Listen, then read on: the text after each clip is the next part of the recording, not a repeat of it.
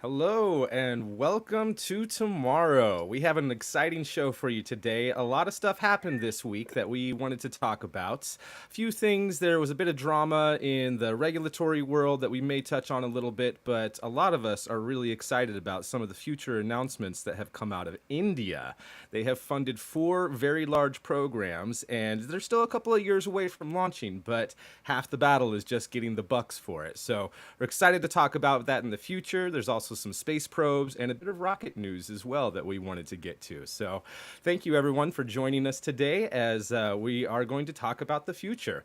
Everyone, how is everyone doing today? Everyone having a good weekend so far?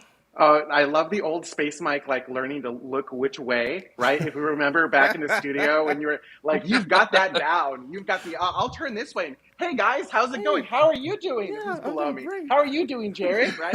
I think that's fantastic. Also, before we get into it, Ground Umbilical Carrier Plate did gift 1 Space News membership. Now, for those of you watching live, there was a whole pre-show shenanigans thing that we're going to cut out of the regular show. This is one of the reasons that you watch live. Also, we need to fix the graphics because right now it's just covering Zach's face. He's like, gnawing on the graphics. But Mike, to your question, doing great, right? Like, what a fantastic week. So much amazing stuff has happened in aerospace, and I'm excited to get into it. Yeah, absolutely. So yeah, before we dive into the ISRO stuff, do we want to briefly talk about any of the regulatory stuff? I mean, that's something that am not really too keen on because Bye, it's Jamie. yeah, by Jamie, and it has to do, of course, with SpaceX. And it's not really a whole. I mean, there is quite a bit of information. We could spend the entire show going through all the legalese and the different stuff, but as of right now, there's just a lot of kind of strangeness and BS going on. Ryan, Jared, I don't know if you guys wanted to kind of touch on that a bit more, but as of right now, I feel like it's too soon to make any sort of calls either way, as far as I'm Yeah, concerned. it's so there's the way I'm gonna to try and explain this in kind of the simplest terms possible. You need to categorize what's been going on into 2 separate things. We have approximately $600,000 fine proposal from the FAA to SpaceX for Falcon operations. And then we have the delays with the Flight 5 launch license for the Starship operations. So I'm going to kick things off with the fine proposal for the Falcon operations. TLDR, SpaceX made changes. They made a couple of changes. So, for example, one of them was on one launch, they transitioned away. They moved their launch control center to Hangar X, which is their new facility at the Cape. And they're consolidating everything to Hangar X at the Cape. They moved launch control there. They asked the FAA if it was okay, but they didn't give the FAA enough time to confirm that it was okay. So there's a fine proposal for that. SpaceX also upgraded their RP-1 tank farm ahead of the EchoStar Falcon Heavy launch a few months ago, and they moved it to a safer location. They did move it to a safer location. However, again, they didn't give the FAA enough time to sign off of these things. So the FAA, so SpaceX essentially violated that, which means they get a fine from the FAA or a fine proposal from the FAA for that. So essentially, SpaceX hasn't been giving the FAA enough lead time with those items. The FAA has then signed off with them and said that's okay, but SpaceX launched before the FAA said that signed off on those things and said that they were okay. So SpaceX is currently fighting those things. Mike, I don't know if you wanted to jump in on Yeah, to that kind then. of push back on that, SpaceX posted on Twitter the letters that they had submitted, saying that they did try to notify the FAA and give them plenty of time, and got approval from the range safety officer in order to proceed, and at least had acknowledgement from the FAA that message received. But I guess it takes them a year to actually approve it. So there's a lot of weird confusion there of like, so wait, did you guys get the message or not? Because people at the FAA claim that there's a strong line of communication there and direct communication every single day, and yet it Yeah. takes you a year to say from the time that you acknowledge receiving those messages to actually approving it. So there's a lot of weird stuff going on. That's why I didn't want to talk too much about it, because I feel like there's a lot of he said, she said things going on right Yeah, now, yeah, and yeah. it's hard to say. Jared, Zach, did you guys want to add anything on this before we move on? I think my biggest thing was just wondering why it took the FAA so long to bring it up. You know, if this was something that was such a big deal. When you get a speeding ticket, you don't get it a year later. This was not just a week or a month later. It's been many months. So I guess just curiosity on why that took so long. If SpaceX did something they weren't supposed to do, yeah, you can't just slap it on the wrist, but also you can't be overreaching. Mm-hmm. Absolutely. Yeah, Mr. Huggy, I think, has got it in the chat room, which I think in that comment that they're saying the basic problem is that SpaceX is moving faster than the FAA, and they are moving very rapidly, and that is obviously a big problem if you are not a particularly well-funded government agency having to deal with a potentially soon-to-be exponential increase in the amount of rocket launches if we aren't already at that point compared to what we would have had, say, 5 years ago. With something like that. But just in reading the actual report and everything that's come down and going through it and seeing what's being said by who, it feels like there is a bit of blame to go around for both parties here, where the FAA was definitely not moving as fast as they should have, while at the same time, SpaceX violated their launch violated and didn't have a license to launch, and therefore, I feel like it's kind of both parties are to blame for this. And with SpaceX, with certain people at SpaceX saying that they're going to take the FAA to court over this, I feel like it may end up not necessarily being a FAA bad, evil people kind of thing. You're going to end up more finding courts providing clarification for the FAA and streamlining that process, as opposed to like some sort of diabolical, sinister thing going on with the puppets in the background. Like that's not happening. If that was happening, there would be so many companies out of position from where they are right now with the FAA. But obviously, you kind of got to follow what a regulatory body says. And then also your job as a regulatory body is to make sure that you are allowing that industry to move ahead as well.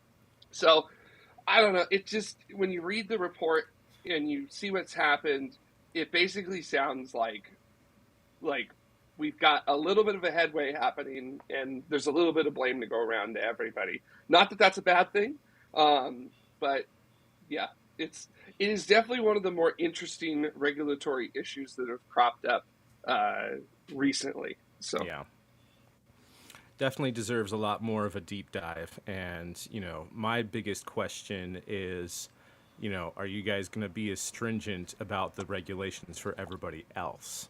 Because they keep coming up with excuses. I mean, Atlas V with Starliner isn't in the purview of FAA licensing yet. That's still under NASA. But I'm just like, hang on a minute. This was a human space flight, though. How is it not under the Commercial Office of Space Transportation Services? But whatever. That's not something that we're going to get to the bottom of today. So I think instead we should probably just move on and talk about some good news and some interesting things that happened.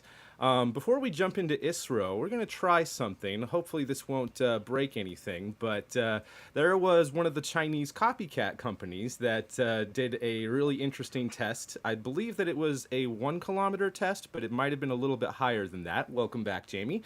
And holy cow, did they get some really crazy footage. So we're going to attempt to show this, and apologies if this breaks anything, but check out this amazing drone footage that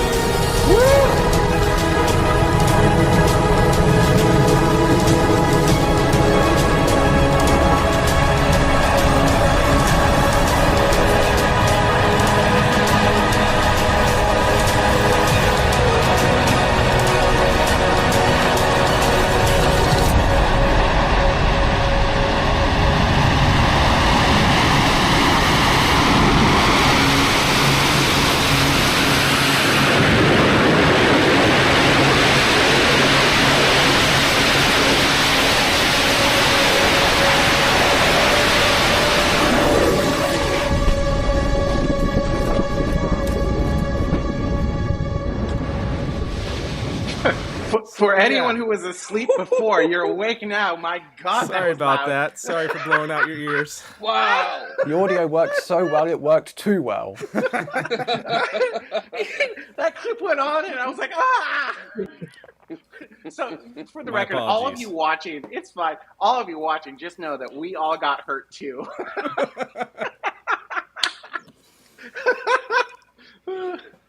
Woo! Holy cow, that footage was amazing. That was incredible footage. It's unfortunate that they didn't quite stick the landing, but I'm glad that we got to see it up close. That was incredible. I don't know about you guys. It looked like they tried to stick the landing in my armchair engineer analysis. To me, it looked like they were unable to throttle their engine deep enough, and so they came down, and then they had too much thrust, and they couldn't. Because throttling rocket engines down is actually pretty freaking hard. Getting a deep throttle on a rocket engine is not easy.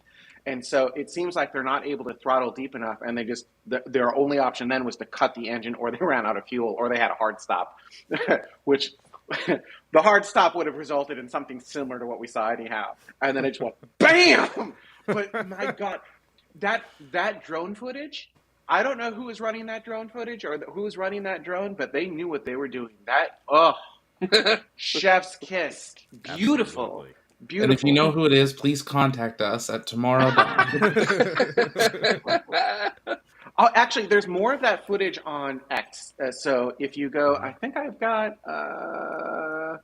Yeah, I'm just gonna take this. I'm sorry, and I hope this doesn't break everyone's audio. But if you go there to that user, that's who's on X who posted that. They've got a ton more footage of the liftoff, and they're zooming around this rock. It's so beautiful and so incredible.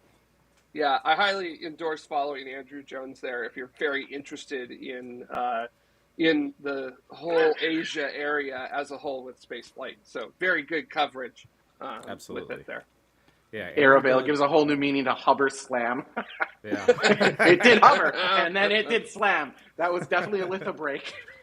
Yeah, and props to them for showing it blowing up. You know, there's been plenty of things that have happened this year where rocket parts or other things have blown up, and people have been very guarded and very secret about it. But they didn't. They were just like, look at how cool this was. So we had a nice logo, and we put a bunch of fire on it. That's a good point. This is a Chinese launch, right? Mm-hmm. They're usually very guarded on things like this. Well, they're medium guarded, I guess, but they don't necessarily they don't tell showing us anything beforehand. You know, you'll see this on your space, your launch tracker apps or whatever, right? There'll be nothing about Chinese launches into the future, and then suddenly they're launching a Long March 2B tomorrow. They don't tell us anything in advance. You have to kind of sniff about what they're going to do based on TFRs and stuff. And then they just go and post some of the most insane drone footage you've ever seen. I mean, that's just how the Chinese aerospace industry operates. Don't tell you anything and then post the most incredible footage ever. Absolutely. It's known in the industry as pulling a blue origin. That's what that's known as. Yeah. It's an actual industry term. Term. Oh, by the way, we did this 3 weeks ago. Right. We're on the moon. Sorry, I forgot to tell you. We actually landed on Mars 4 years ago. And we're just now showing everybody this, mostly because we didn't get the hot dogs to grow until about 6 months ago. So JGTV, this is private China space, which tends to be more open. I mean, they are still beholden to the government, right? Private. And here's the thing about their private companies. There's probably around, I want to say close to around 24 private companies right now, and all of them are sponsored by the Chinese Academy of Sciences. CASC is the acronym, CASC. And there's a bunch of them. I mean, this is the second hover test flight that we've seen in as many weeks from 2 different companies. This one was from Deep Blue Aerospace, which, aside from that government sponsorship by the state of China, I don't know anything else about them. And a bit more information of the one a couple weeks ago from Land Space, but I believe that one went to a much higher altitude, and that one had a restart. They shut off the engine and were able to restart it in flight, so that was an interesting test for them. But there's a lot of them working on this, and my suspicion, I haven't gotten any confirmation of this, but from things that I saw back in the day when a lot of these first private Chinese companies started coming out, is that they're sharing all of their data with the Chinese Academy of Sciences because they're all sponsored by them. So my suspicion is that all these private companies are sharing their data with each other, and that's why we're seeing so many of these have what should seem like crazy progress so quickly, because they're all sharing data with each other, and they're all kind of in the same area with all of their test flights. I mean, you look around, some of the buildings around even that drone shootage is there's the land space facility, and there's where they're building the JUQ, and there's the old one space that somebody else is using now, and there's the galactic energy site right over there, like all within a really small like 20 kilometer radius of each other. So I suspect that they're all working together. This is, I think, exceed the scope of this particular show, but you've got all of these private Chinese companies working on, reusable rocket. Yeah, I know. Right. Reusable rockets. You've got Blue Origin, heavily vested in reusable rockets. You've got Rocket Lab moving towards reusable rockets. You see all of these entities moving towards reusable rockets. And then you've got, what's Roscosmos doing for reusable rockets? Nothing at the moment. What's ESA doing for reusable rockets? ESA had a really cool program to kind of do what United Launch Alliance talked about doing, of saving just the engines. Yep. But I haven't seen any progress on it. They did a test flight. Go ahead, Jared. ESA's complaining about reusable rockets. There you go. They want to put reusable boosters on Ariane 6. I have to put it out there. They want to put reusable boosters on Ariane 6. Whether this happens in the 2030s, 2040s, 2050s, whether this happens before the heat death of the universe, I don't know. But they want to do it. And then my third point is, what's ULA doing about reusable rockets? They've got smart reusability, which is anything but, in my opinion. So join it off to the board. Yeah. So you look at these old school space companies and old school countries that do space, and like, what's their future? How are they going to survive? Because you look at Arianespace, and like, they're skating to they're not even skating to where the puck is. They're skating to where the puck was, right? Like that. What is it? The Wayne Gretzky quote, and like. They should be working on full reusability, and they are so far behind the times. I know we've talked about this in the past, but it just boggles my mind, and I just don't see that as being sustainable, even for countries, critical payloads. Like, in the long term, I don't see this as viable, and I don't understand why they don't see this. But okay, and speech. No, that's 100% endorse that, Jamie. If you're not working on reusability, then you are not going to be in the game. I feel like even like figuring out how to do things in mass as well. Like, we've seen with Starlink that you can build satellites in mass and have them be cheap, relatively cheap to operate. So figure it out. Is Starlink the Model T of satellites? I don't know. I think that's the thing, is that like, modern space is not actually about reusability, right? It's about, we figured out rocketry. We figured out how to go to the moon in the 1960s. This isn't new stuff. What we're figuring out now is how to make all of this affordable and sustainable. And part of that is reusability, when you, like, common sense, right? Like, if you have to build a whole new rocket every time, how is that going to be affordable or sustainable? How? But even if you're like, okay, let's just say, maybe you can figure out how to make manufacturing cost less than the payload hit from the extra fuel, which maybe that's possible. I don't know. They're not working on that either, right? They're stuck in this 1960s mentality of big rocket good, like big expensive rocket good. And that's not where we are, and that's not what's going to advance space. We have to get the cost of this stuff down. Absolutely. Which, I mean, I think that might kind of bring us into talking about ISRO, because part of their big news this week is that they funded 4 big projects. One of them includes a reusable rocket. In fact, their new rocket that they're going to be calling the Next Generation Launch Vehicle. They have the Small Satellite Launch Vehicle, Polar Satellite Launch Vehicle, PSLV, Geostationary Satellite Launch Vehicle, GSLV, and now we're in the Mark III version of that. And then Next Generation Launch Vehicle is going to be the new one. And what's different about this compared to the other ones is it's essentially going to be the similar size to the Falcon 9 rocket. Same configuration of engines at the bottom, 9 engines, potentially having landing legs and reusability, but it's going to be using methane instead of just a hydrolox system, liquid hydrogen and liquid oxygen. So that's really interesting to me. And it's also going to be a 3-stage rocket, not a 2-stage rocket. The first 2 stages will be methane. And then it seems like they're still kind of debating back and forth between whether or not they want to have the 3rd stage also be methane or to be a cryogenic liquid hydrogen, liquid oxygen. And either way, the payload capacity of this thing, either in a fully expendable version or in a reusable version, is going to be much higher than the other 3 rockets that they're currently flying today. And it's going to be a little while before that comes online. However, they're serious about their investment towards it. These 4 big projects that have been funded by the government of India, by their cabinet ministers, the lion's share of the money is going towards this new NGLV rocket. And the other thing that I find really interesting about it is it's going to have a 5-meter payload fairing, which is big enough to launch International Space Station modules, bigger capsules, all sorts of really interesting things. They're also going to enhance them with solid rockets and having solid rocket boosters on the side.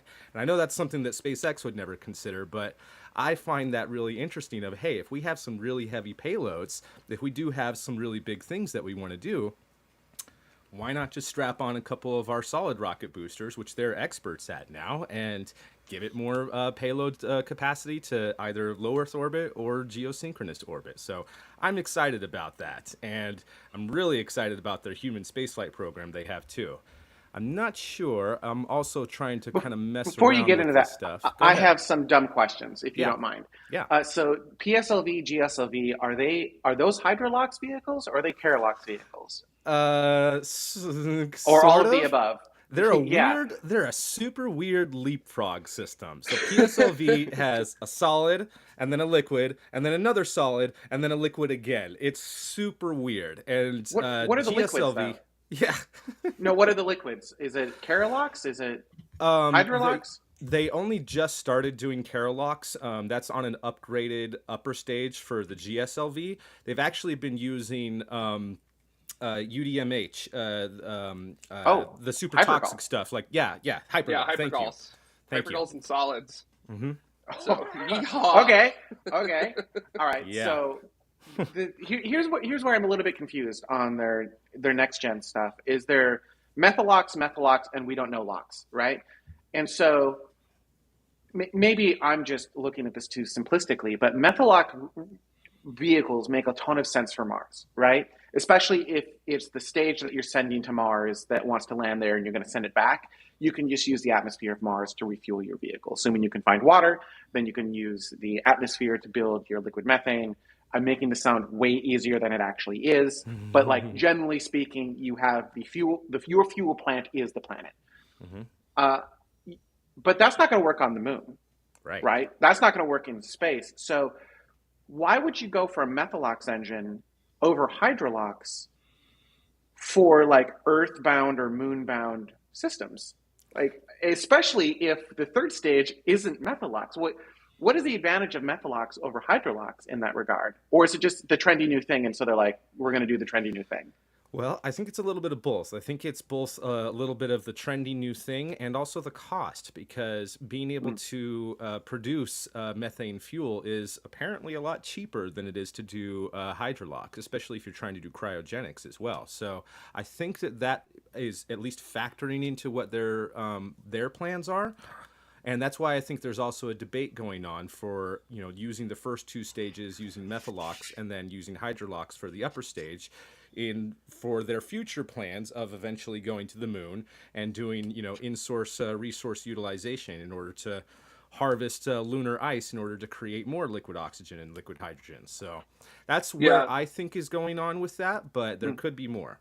I think a lot of it too also comes from the fact that methalox you can run denser, so you can carry significantly more with that there. So you can have smaller rockets. I don't want to necessarily say that lower the complexity of what you're working with, but you definitely don't have to build out like some big space launch system kind of thing in order to hold your hydrogen in your tanks or something like that. It's because of that density, it really actually does considerably lessen the size of the rocket that you have to fly in order to lift an equivalent payload.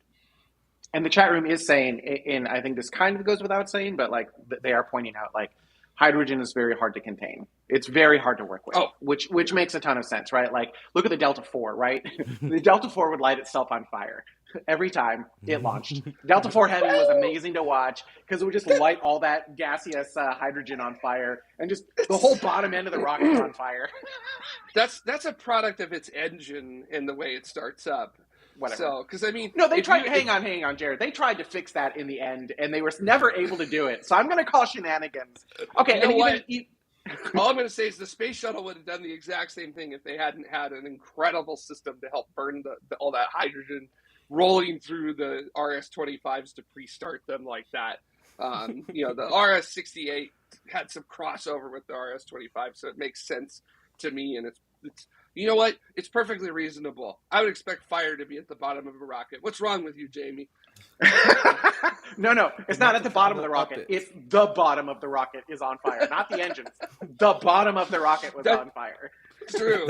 There are some really great clips of some Delta IV Heavies going out of Vandenberg, and as they clear the tower, you can see the insulation is still burning on the way up, and it's just like, wow, okay, we're really curious to see what ISRO is going to do. I don't think we ever defined ISRO, the Indian Space Research Organization, right? So this is India's space program.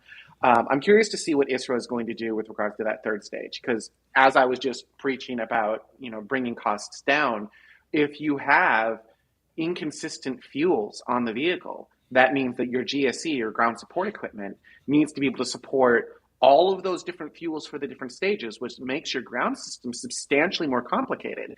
Whereas if you have the same fuel, if you're methylox all the way up the vehicle, then you just need methane and liquid oxygen on the ground. Again, I'm oversimplifying GSE, but and anytime you can make your ground support equipment easier, it's going to help you lower your cost. People think the rocket's the complicated thing, and it's not necessarily easy, but it's all of the things around the rocket that are actually complicated. So I'm going to be watching eagerly to see what they do with regards to that third stage. Even like their current stuff where it's like solid, liquid, that's just interesting to me. It's like, well, all right, you decided to go the hard way. All right. You enjoy a challenge, I see. And the best part is it's like solid hypergalls. It's just like, okay, guys. Something I do like is before that next generation one comes online, their Mark III version of the GSLV, which if you want to look for it online, just look for LVM3, which is Launch Vehicle Mark III. And that one has two large solid rocket boosters on the side, but then the core stage and the second stage are hydrolox, I believe. And they've even human rated it to have the cryogenic upper stage for that as well, because that's the vehicle that they plan on using for their space capsule, the Gaganyaan, which is almost ready to fly, guys. I don't know if you guys know this, but they are trying to do an uncrewed test flight this year in December. They are that close to being ready. Holy crap. That's amazing. Yeah. Wait. I'm going to poke at Boeing. Can I poke at Boeing? Sure. How long ago did they start this versus Starliner? I'm just curious. Starliner has been going since, I think the initial designs for their proposals first got started somewhere around 2010, maybe 2011. And didn't actually start work until they got their contract for it a couple years later. Whereas Gaganyaan, from my knowledge, they might have had plans and stuff, but they didn't start formalizing it and get. Oh, they've been going for a while. Well, they didn't actually get funding to actually start building anything though until 2016, 2017. Okay. Audience, for those of you who couldn't hear, Dutta pointed out that they have been started since 2006, but.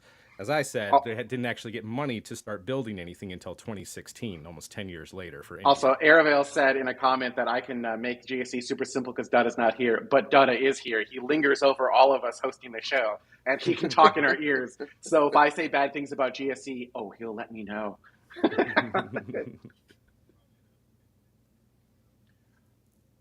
The Spirits are speaking to me, and I believe the project was commissioned in Spirits once again. What was that? 2007, and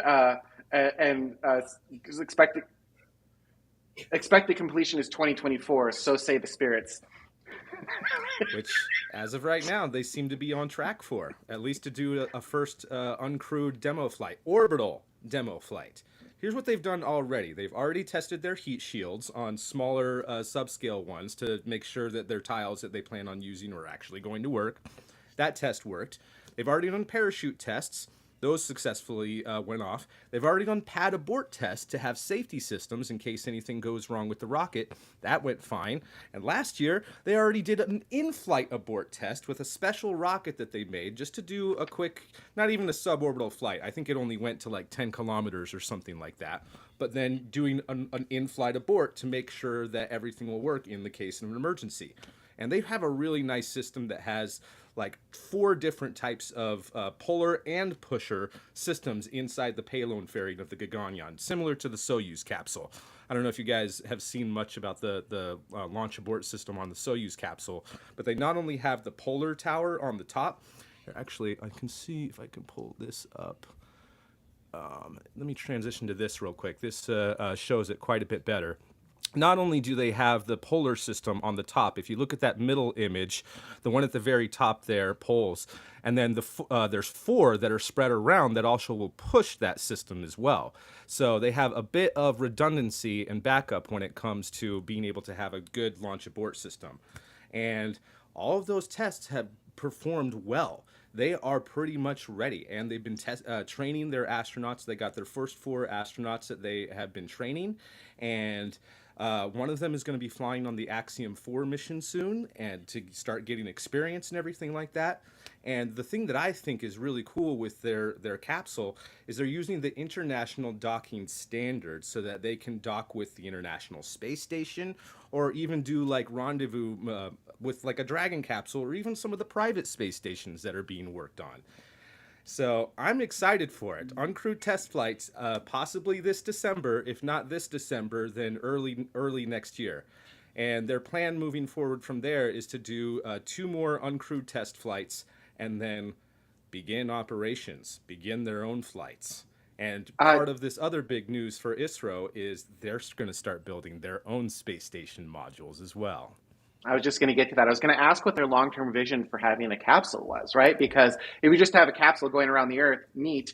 But like, what's your actual plan here? So they're working on, what is it? 2030 is going to be the year of space stations, right? Or the decade of space stations, right? I think so. Because ISS will be coming down, and then you'll have, VAST, Axiom, ISRO. I think China's working on. Are they expanding Tiangong, or are they working on? I don't remember. I'm missing some here. Russia's working on one. Mm-hmm. There's 5 or 6 that have small bits of funding.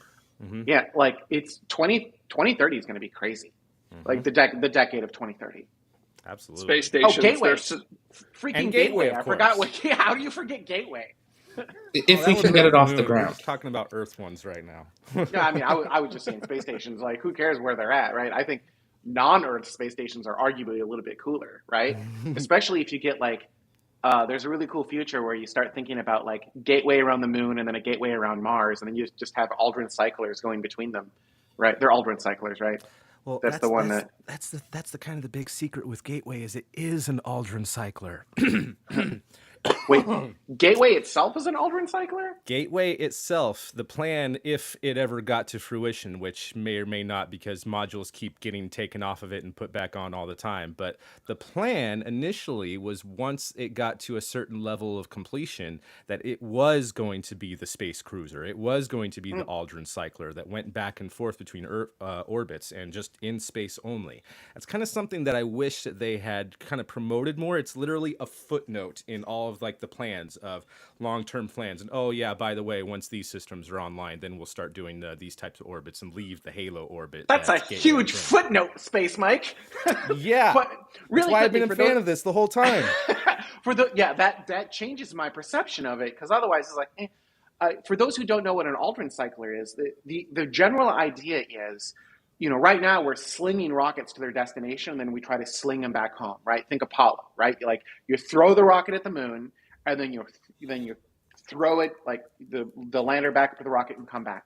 But what if the rocket only had to go up to a space station come back, and then you had that space station would actually go between Earth and Mars, or Earth, Moon, Mars, or whatever planetary system you want. And all you do is go from the ground to the station and back.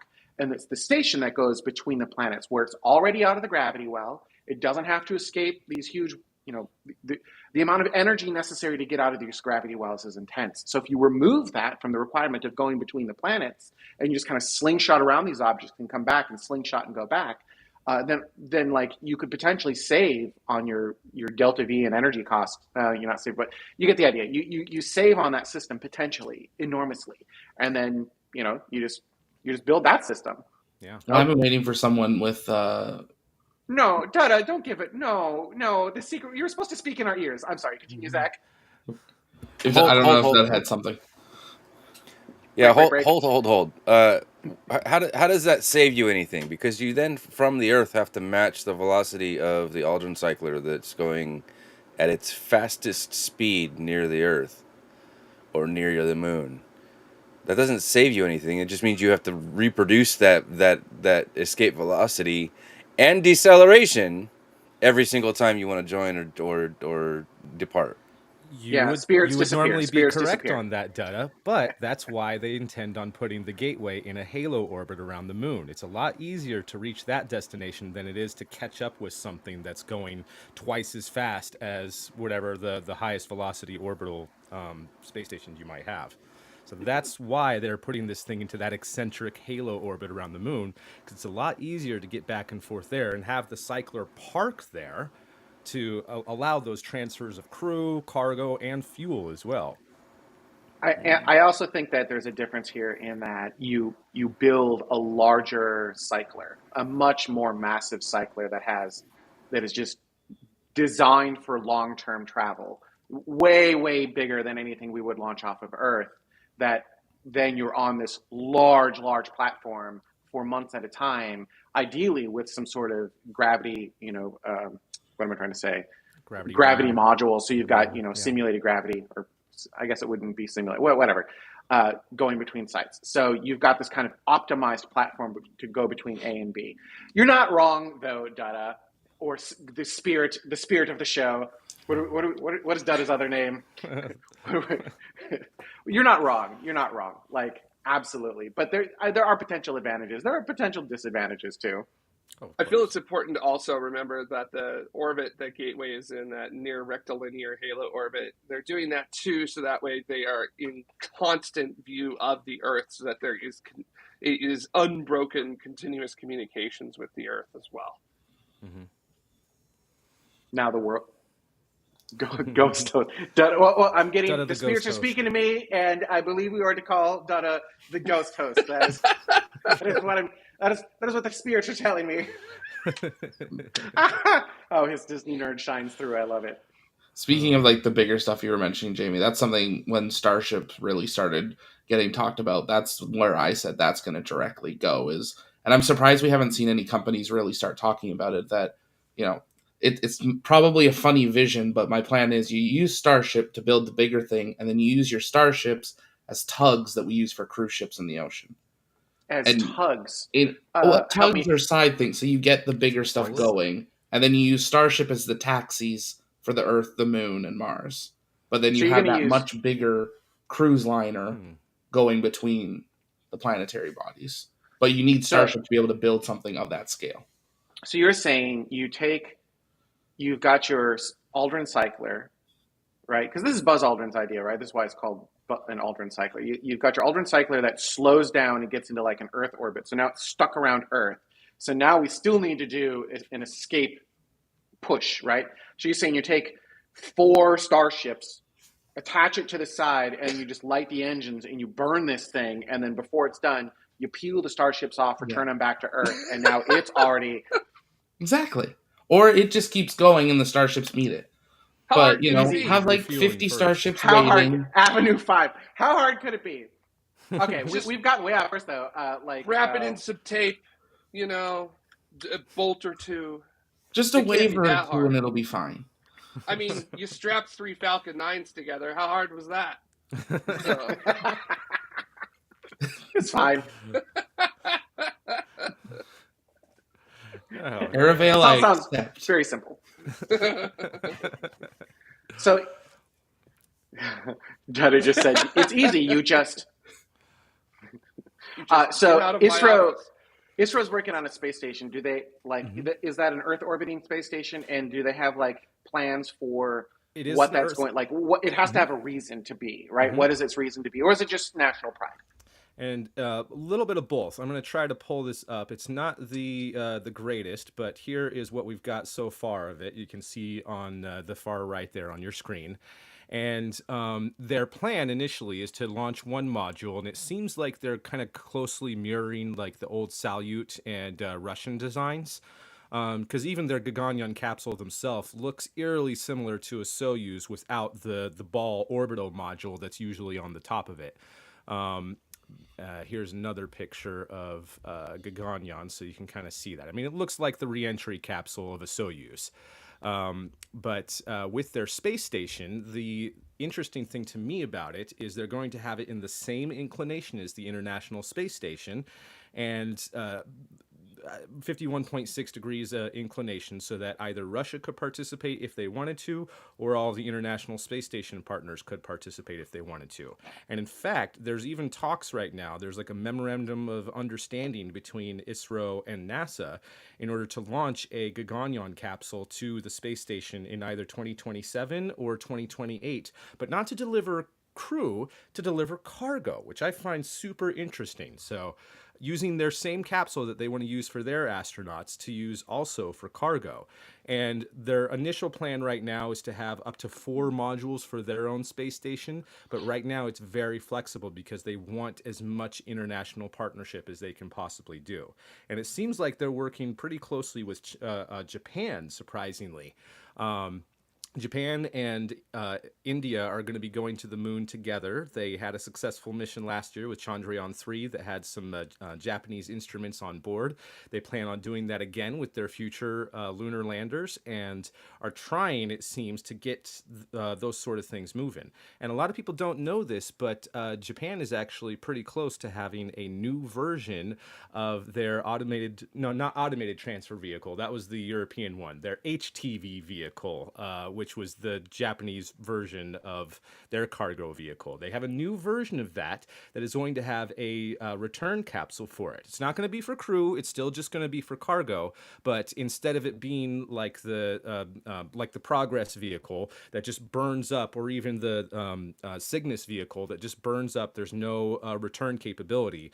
This one would have a capsule to have return capability, which they have gotten a lot of experience with their asteroid return missions and bringing samples back from asteroids. So they're pretty close to having that. So between Japan and India, they might have a pretty robust program there if nobody else wants to join them. But as I said, they're planning on using the International Docking Standard for crew vehicles, and they're planning on using the Common Berthing Mechanism for either future modules to dock to it or for other cargo vehicles to be able to dock to it. So right off the bat, it'll have the capability to be visited by Japan, by Northrop Grumman's Cygnus vehicle, a Dragon capsule, and of course their own Gaganyaan. And if Russia did want to participate, that's a whole nother conversation. Then they would just need a simple adapter, which we've got a bunch of those that can happen. So I want to go back to you mentioned that NASA and or Roscosmos is going to have ISRO dock with cargo and not crew, but wouldn't Weird, right? wouldn't the ability to dock crew be far more valuable than being able to dock cargo? You Because would think. right? Why It tells cargo? me that there's probably more to the story. Like back in the day, Russia and NASA did a lot of bartering. Hey, you launch this, and then we'll launch this for you, and no money was actually exchanged. So I wonder. And I have no proof of this. This is just my suspicion that they are offering to bring cargo to the International Space Station in exchange for something else, and that might be something that's just simple as providing them the information and mockups they need in order to do the common berthing mechanisms and the international docking standard mechanisms. I'm not sure, but either way, it's going to be valuable for ISRO, and I guess valuable for the International Space Station. And it's weird too because that's only like 2 years before the planned retirement of the space station. So I feel like it might just kind of be in that facilitation of, if you can do this, ISRO, if you can actually bring cargo to the International Space Station and prove to us that you are capable, then we would absolutely love to work together with you on your new space station, especially since it's in the same inclination. All of the partners can participate with it, even Russia if they wanted to. And we were talking earlier about 2030 being the year of space, or the decade of space stations. Some Rye says, I'm very excited about Sierra Space's inflatable habitats, which I always think Bigelow when that comes up. But like, Right. yeah, absolutely, right? That's also going to be another thing. We should get a timer in the show counting down to the decade of space stations, just like counting down to like the January 2nd, 2030, something like that. Be like, okay, space station, all the space stations start now. But yeah, it's going to be interesting to see. I'm really interested. When you peel this back, it feels like ISRO is really just trying to build their own self-sufficient space-faring system with regards to all of it, right? So like their ability to get humans off the planet, their ability to get cargo off the planet, their ability to have a space station and have humans and cargo living and working in space. And so I feel like, okay, this all sounds cool. And it might just be like, oh, hey, it might just be a national pride thing too. Like, okay, we want to be a part of this too. But also, maybe there's a bigger vision here that they just haven't told us yet, right? Like, maybe they are trying to send humans to the moon. It's almost like, yeah, but I mean, like, as a matter of fact, right now they are pushing themselves to have Indian astronauts on the moon, on the surface of the moon, by 2040 is their current goal. That's a long ways away from now, but also possibly realistic. Yeah, I think that's so. The one thing I've liked with ISRO is that, though, yes, they've got these big visions for 2040. I'm blurry. This is fun.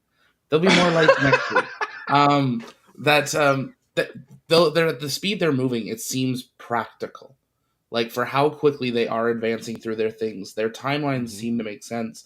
And I'm wondering if that docking with the space station is because their station won't be fully built till 35, and they're just using it as a look. We did it already. Like it seems like a practical, like, oh, we did a docking to a station before going to theirs. Like it's a practical checklist of proving out a system one stage at a time while making big leaps while using partners. I find it interesting though. They're sending an astronaut to the space station with AX4. They're going to dock to station eventually, but they're not joining the International Space Station program. They don't want to. They're focusing on their own stuff. And it's like, you're doing everything else. You may as well join at this point. Let's just go together. Maybe there are restrictions. Mm-hmm. I was wondering, has India joined the Artemis Accords? They have. Yes, they have. Excellent. And they've also joined China's moon village ideas as well. Like they're down to collaborate with anybody and make this stuff happen. And the thing I find interesting with the space station stuff is, well, before that even, next year they're going to have a robotic test of having two spacecraft rendezvous with each other and dock with each other.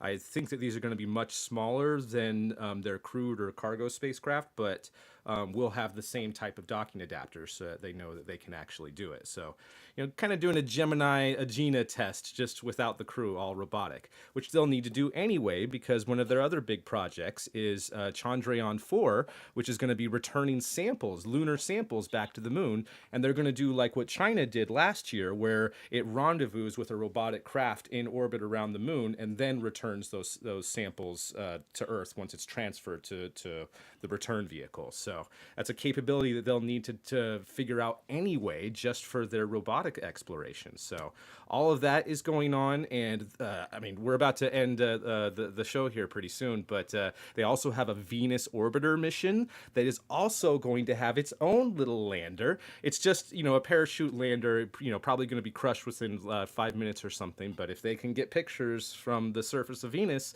they would only be the second nation after Russia who achieved that. They've already sent an orbiter to Mars and successfully orbited around Mars. Like, don't rule out India. They are making a lot of progress for what they have. It's impressive.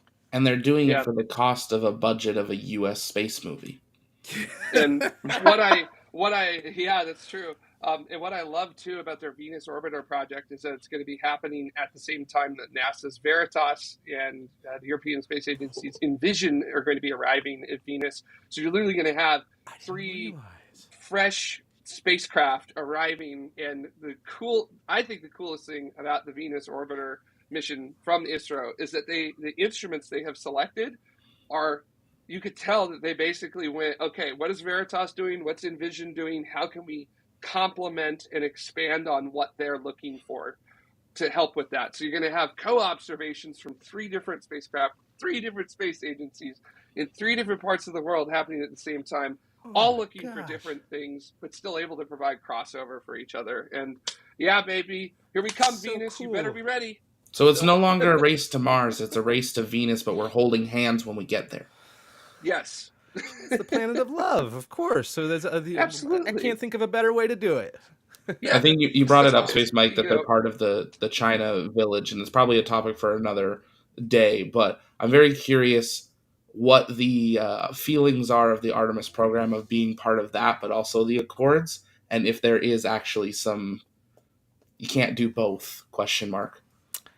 I don't know. Like, you're probably right because we have all of our stuff in place. I've forgotten what the name of it is that bans us from cooperating with China in any sort of spaceflight capacity, which is also BS because we share data with them all of the time. All of their Chang'e missions that landed on the moon, they've shared all of that with us. And, you know, American and European scientists have written papers based on that data, and we share data with them as well. So, like, we can't collaborate in terms of like hardware, but we can share data. Like, what is the terms of this deal? And this deal should be done away with anyway. As far as India is concerned, I just think they're trying to hedge their bets. They want this stuff to happen one way or another, and it's kind of like whoever gets there first, we're going to be with them, and if neither of you get there first, it might be us first if you guys don't get it together. I think we're on the verge of having to renegotiate ITAR. Probably. Well, Depends. I'll bite my tongue. Look, at the end of the day, look, here's the deal. I'm not saying it doesn't have validity, but it makes it very, very difficult to do these collaborative things that everybody's wanting to do. Collaboration is really cool until someone who I wants agree. to cause harm to everyone gets access to this technology and does very, very bad things. So while ITAR Agreed. and EAR are very annoying, and I get it, it is literally the thing that could be potentially saving humanity from destruction. I know that's overly dramatic, but... I didn't say get rid of it. I said renegotiate it. Sure, fair. Maybe there's a version... I worry. Maybe there's a version of ITAR Light that's part of the Artemis Accords going forward of more, maybe not necessarily on planetary stuff, but off planetary stuff, maybe. It just takes one person who wants to use this technology for bad things. Yeah. The technology isn't inherently good or evil, but it can be used for either, right? And while we're all on board with like, hey, let's use this for collaborative stuff, let's expand the scope of humanity, let's do really great things. One person, just one, truly just one, who gets their hands on this technology and does really, really bad things with it, could do immense harm to the planet and to our species. Here's the thing. They don't have to be a foreign national. They can just be somebody that's allowed access to ITAR information and wants to use it maliciously. True. But, like, yeah. I mean, this might be an episode in and of itself, and, like, I don't know. I see, I get it. I see both sides of this, right? Where it's like, okay, yeah, it's annoying and like whatever, I do as but well. like, yeah, it's just, I don't know, man. Like, there are a lot of people who want to cause us harm.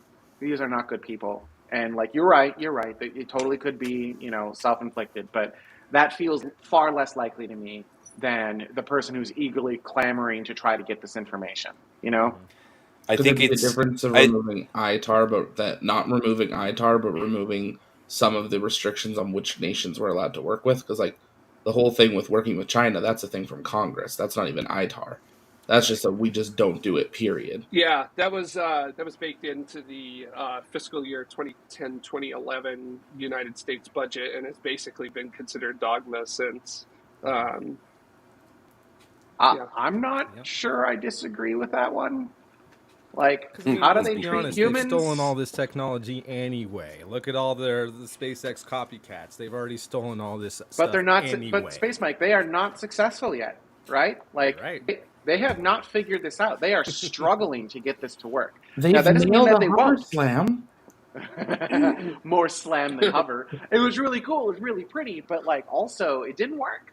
It didn't work, and you're watching them have to relearn these lessons, which means they don't have access. I would assume they don't have access to the information because they don't know how to do this stuff.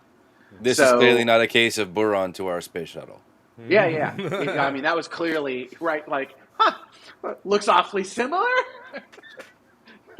And I Where have remember I seen that before? the one that hover slammed, the first time they flew it like a year ago, I think it was, they did land it.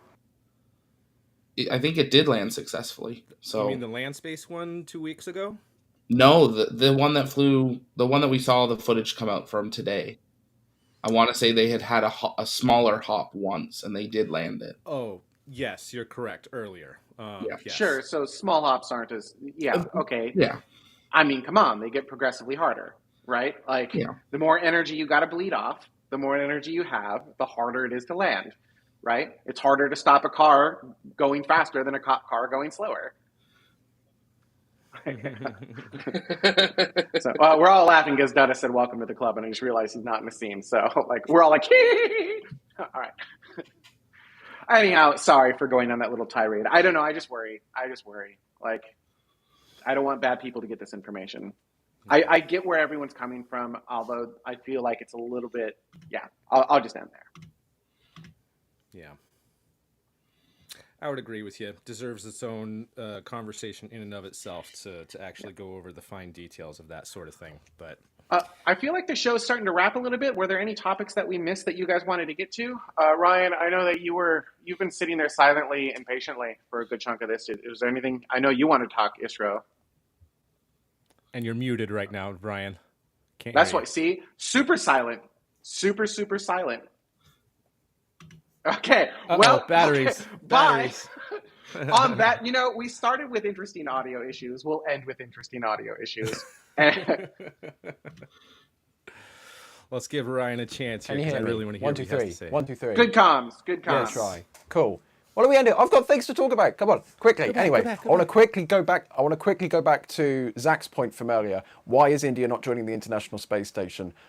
I will argue that it makes no sense to join the International Space Station at the end of 2024 right now, because they'll have to, even if they started manufacturing a module today, they would have 2-3 years of operation if they manufactured this module at lightning speed before they deorbit the ISS. Makes no sense to join the ISS. Just make your own space station. Also, NASA has their own plans with the International Space Station with their collaboration with Axiom Space. Axiom are going to be building their own station on the side of the International Space Station. There's no space for India to get involved there. Like, it just doesn't make any sense. Build your own space station.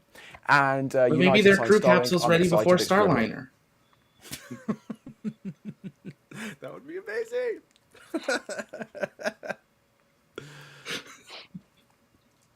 Ouch. That's it. That's all I had. You can show the members now. Oh no! There's got to be more, Ryan.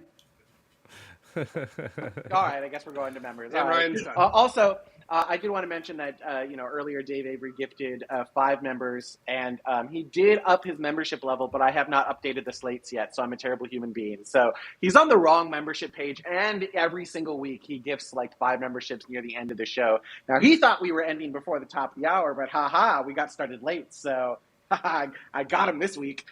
But thank you always to Dave Avery for helping to support the show. And of course, to all of the members here listed on the screen, your support of the show helps us going week after week, year after year. We started in 2008. We wouldn't be here still after, well after a decade without every single person whose name's up on this screen.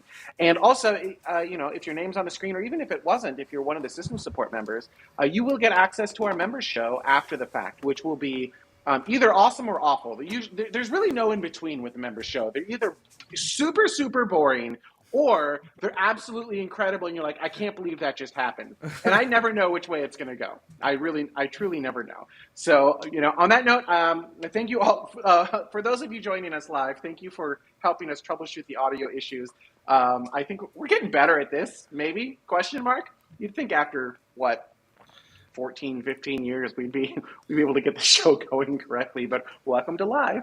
So thank you all so much for watching. I will not be here next week, but, and we've got the ghost host is. The technology has changed, but the goofballs running it hasn't. I think there's a common theme there. Thank you, ghost host. Also, I expect you to change your name from Dada to ghost host in the, I love Ghost Host. That's so fantastic. Anyhow, on that note, thank you all so much for joining us. Also, before we go, huge kudos to Space Mike. He's kind of brought back space news. It's going to be slow going, getting him, ramped up. So, you're going to see us, send out little itty bitty bits here and there. It's not going to be just all of a sudden starts. It's going to trickle up, I think, very, very slowly. But already the work he's done has been fantastic, and hopefully you guys have enjoyed it. Let him know what works and what doesn't work, right? Be kind about it. Don't be a raging jerk. But if you love something, say that you love it. If you hate it, be like, hey, that wasn't my favorite, and here's why. And then we'll take that data, we'll make changes, we'll go. We're here to entertain you guys. And I've been really trying to get your guys' feedback from the community. On our Discord channel, I put out a quick poll to kind of discuss, here's the things that I'm working on. What do you want to see first or most? And got great responses from the community. And right now I'm working on kind of a rundown of all of those private commercial space stations that are going to be coming online soon. And quite a few interesting things I discovered along the way that I can't wait to share with you guys. So that's the priority that I'm working on right now. I hope to get that out next week. But I also feel like after I do that rundown that I should give each one of those companies their kind of own spotlight video, and trying to just get as much information and things that are valuable to also understand not just what they're doing, but why they're doing it and what their long-term plans are. And I, of course, selfishly am hoping for some sort of new international space station between all of the commercial companies. I don't think that will happen, but we can dream.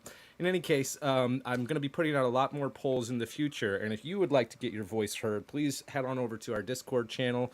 There's links in the description and doobly-doo to be able to join that, or, of course, you can sign up as a member and get exclusive access to some of the locked channels. But everyone should have access to the Topics channel, where you can vote on future videos and future topics that are going to be coming up in the very near future. All right. On that note, thank you so much, everyone. We'll see you next week. Bye. Awkward wave.